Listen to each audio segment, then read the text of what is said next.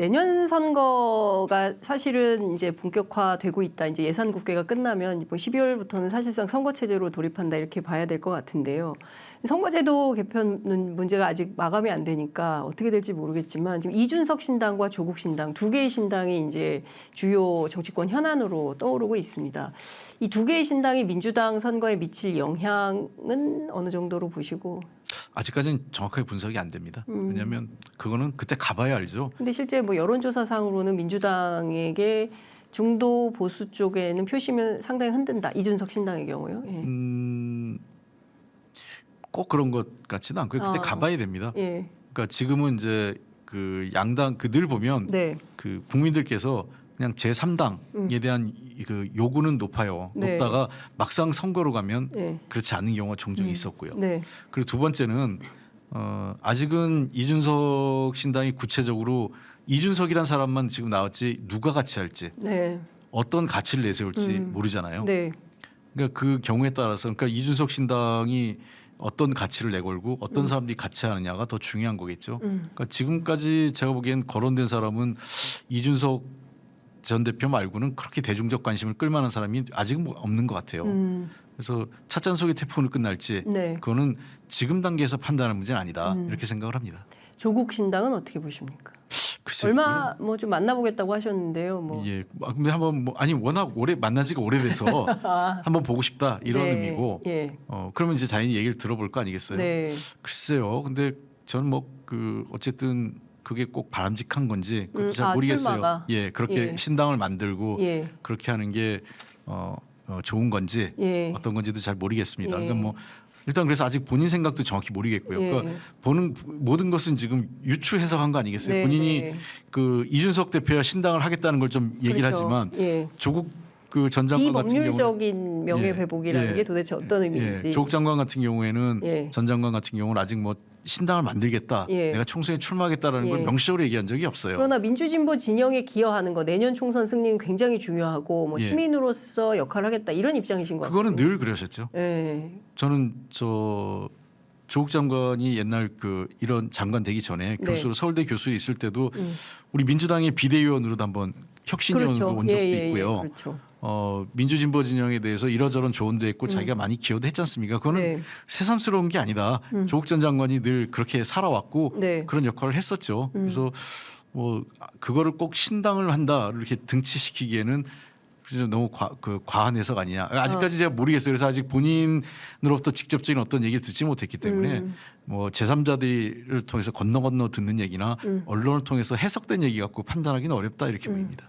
이 내년 총선 앞두고 민주당이 가장 경계해야 되는 지점 그리고 또 민주당 지지자들 가운데서는 민주당이 의석은 많이 가지고 있는데 너무 부자 몸조심하는 거 아니냐. 아까 이제 그 우리가 여당 같아요라는 표현도 하셨는데 이제 그런 비판들도 있습니다. 그런 비판 좀 어떻게 받아들이십니까? 그 두 가지가 다 있다고 생각을 해요. 네. 국민 일반 우리 그 당원들이나 지지층에서는 많은 의석을 줬는데 네. 뭘 제대로 하지 못했지 않느냐 이런 불만도 있으신 거고요. 네. 그러나 그 매번 정치권이 숫자만 갖고 밀어붙이는 게 바람직하냐? 또 그렇지도 않아요. 네. 그러니까 국민들이 보기에는 때로는 그게 오만해 보일 수도 있고 얼만큼 그것이 그 국민적 공감대를 갖고 하느냐. 하나의 단적인 예를 들게요. 그 뭐 꼭 단순 비교하기는 어려운데 얼마 전에 우리가 대법원장을 당론으로 부결시켰지 않습니까? 네. 도리어 보수 언론이나 여권에서는 뭐 그 대법원 공백이니 많이 이런 네. 엄청 공세를 했지만 맞습니다. 전혀 우리 당에 타격이 없었어요. 그 훨씬 더 많은 국민들이 네. 그 부적절한 인사 맞아. 민주당이 잘했어 이렇게 하셨어요. 네. 그러니까 그거는 힘을 잘 쓴 거죠. 예. 제대로 맞아요. 국민이 원하는 방향으로. 예. 근데 우리가 잘 못 썼던 경우가 하나 있었던 게 뭐냐면 예를 들면 이제 언론중재법 그 송영길 당대표 때 네. 그걸 추진하다가 이러지도 저러지도 못한 상황에 처했던 적이 있었어요. 그건 뭐냐면 그 법의 내용이 옳으냐 그러냐는 둘째치고라도 충분한 공감대가 없었다는 거죠. 국민들께서는 언론중재법 내용도 잘 몰랐어요. 네. 사실은 언론중재법이 발의된 건 꽤 오래전에 됐고 네. 그 법을 진짜 우리가 하고 싶었다면 충분한 국민적 소통이 있었어야 되는데 그때 송영길 대표 체제 때 뭘 했냐면 송 대표가 당대표 되고 나서 국회 정상화한다고 법사위를 주겠다고 얘기를 하신 거예요. 상임위원장을 국민의당 네. 국민의힘 몫을 몫으로. 주겠다 네. 얘기를 하면서 상임위원장 그 배분 협상이 급물살을 타고 결국 이제 당시 윤호중 원내대표가 법사위까지 내줄 수밖에 없는 상황으로 네. 몰려갔어요. 맞아요. 그러니까 많은 분들은 윤호중 원내대표가 내줬다 이렇게 얘기하는데 네. 그 윤호중 대표는 안 주려고 그랬습니다. 사실은 그게 주게 된 거는 송영길 당대표 되고 나서 일성이 그 이준석 대표하고 하면서 네. 국회를 정상화하겠다고 하면서 상임위원장 주겠다고 하니까 저쪽은 그러려면 그 법사위 없으면 아무것도 안 돼 된다. 이거였어요. 네. 조건이. 예. 그렇기 때문에 법사위원장 협상이 급물살을 탄 거고 그때 줘야 될 상임위가 문체위원장까지 포함됐던 겁니다. 오. 그 당시에. 예. 그러니까 문체위원장 가니까 우리 그 지지자들이 난리가 났죠. 야 그러면 언론개혁 어떻게 하려고. 할까요? 예. 그러니까 갑자기 부랴부랴 그 당 지도부에서 그 당시 도정환 문체위원장 하실 텐데 이거 그냥 무조건 통과시켜 그 숫자로 그냥 밀어붙여 한 거예요. 그리고 현업단체 그러니까 소위 얘기해서 그 이 방송, 언론단체 언론단체, 있잖아요. 그 예, 뭐 언론노조, 기자협회. 언론노조, 기자협회 예. 이런 데하고 충분한 수기도 없었어요. 예. 이쪽도 또 그 언론자 그 민원연 이런 네, 쪽도 네. 다 부정적이었어요. 예. 하지 말라고. 예. 그런데 우리 당이 일방적으로 밀어붙이면서 나중에는 본회의까지는 갔지만 예. 이러지도 저러지도 못하게 되는 그냥 본회의 지금 그 법 있어요. 아직도. 예 본회의만 그냥 그 미아처럼 다 잊어버렸지만 세상에. 저는 이런 거예요. 그 아무리 법의 취지가 좋고 어떤 우리의 의도가 좋다 하더라도 그것은 잘 민심을 살펴야 되는 게 있어요. 저는 그런 측면에서 우리가 뭔가를 하려면 우리가 하는 것들을 국민들과 잘 소통하고 국민적 공감대를 만들려는 노력을 했냐 안 했냐가 중요합니다. 네. 정말 그 공감합니다. 국민이 원하는 방향으로 민주당이 힘을 쓸 때 그때 민주당이 국민들로부터 사랑을 받게 되는 것 같다라는 생각이 좀 들고 뭐 제가 이제 정당 출입 기자들 얘기를 들어보면 홍익표 원내대표 이후에 굉장히 안정적인 원내 전략이 진행 중이고 있다 이런 평가를 하더라라는 걸 좀 전해드리면서 이제 마무리를 아이고 벌써 2분 30초가 지나고 있어가지고요 마무리를 해야 될 것 같은데 서초울에서 출마하시는 거 맞습니까?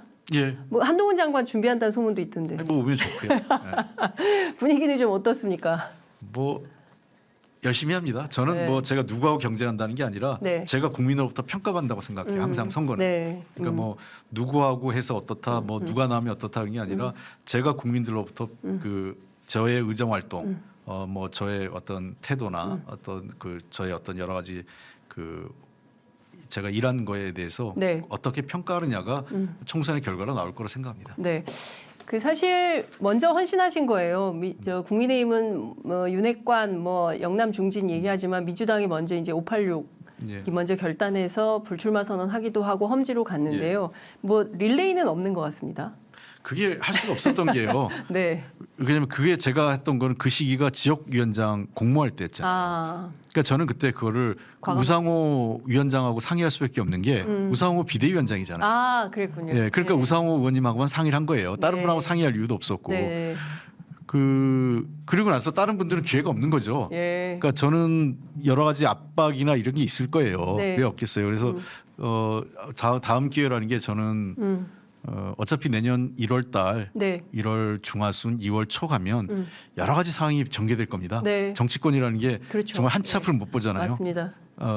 제가 심하게 표현하면 뭐 판이 흔들릴 만한 흐름이 한 서너 차례 있을 거예요. 앞으로. 앞으로 내년 예. 총선까지. 예. 예. 뭐 당 지지율이 엎어질 수도 있고 그런 예. 흐름에. 그러니까 정당이 잘해야 될 거는요. 이런 거예요. 늘 좋은 흐름만 있지 않습니다. 좋은 흐름이 있을 때 얼만큼 많이 점수를 딸 건지, 네. 나쁜 흐름 때 얼만큼 점수를 덜 잃을 건지, 네. 이런 게 지도부의 역량이죠. 예. 그걸 잘하는 게 그 선거를 잘 치른 거고요. 그래서 그런 흐름이 한 서너 차례 있을 거로 보고요. 그런 과정에서 혁신이나 또는 헌신 또는 희생 네. 뭐 그런 그 변화의 요구도 있을 거고요. 그걸 어떻게 잘 무리 없이 예를 들면 그걸 강요하거나 네. 밀어내기 식으로 하면 진짜 우리가 흔히 얘기하는 모양 빠지잖아요. 그렇죠. 예? 예. 떠밀려서 간 사람이 거기 가서 당선될 수 있겠습니까? 그렇죠. 예. 그러니까 정치는 제가 늘 얘기하는 게 정치가 뭐냐면 실리를 따라가는 게 아니라 실리가 있는 것에 명분을 만드는 거다. 이게 제 정치 철학입니다. 네. 뭐 여러 가지 네. 하는 거죠. 그래서 네. 실리만 보고 쫓아가면 정치가 아니죠. 그건 네. 뭐 그냥 우리가 그 장사하는 사람들 그렇죠. 요즘 장사하시는 분도 ESG 경영하고 명분을 찾는데 그러니까요. 예? 예. 사업하시는 분들도 예. 정치는 더하죠. 예. 정치는 실익만 보고 따라가는 게 아니라 예. 실익이 있다면 그걸 왜 해야 되는지에 대한 명분을 잘 만들어야 돼요. 그게 능력입니다. 알겠습니다. 마무리해야 되는데요. 끝으로 마무리 편의점 구독자들, 애청자분들께 인사 말씀 듣고 마무리하겠습니다. 네, 여기 편의점 장윤선의 취재 편의점인데요. 편의점의 장점은 뭐겠습니까? 항상 옆에 있고 네. 오면 없는 게 없다. 그죠? 맞습니다. 예, 그래서 여기 오면 취재에 그 가까운 내용을 취재를 접할 수 있고 또 많은 내용을 다양한 내용을 포함하고 있다. 취재 편의점 많이 애용해 주시기 바랍니다. 감사합니다. 대표님 어려운 시간 내주셔서 너무 고맙고요. 조만간 또 뵙기를 희망하면서 오늘은 여기서 보내드리겠습니다. 예. 고맙습니다. 예, 감사합니다.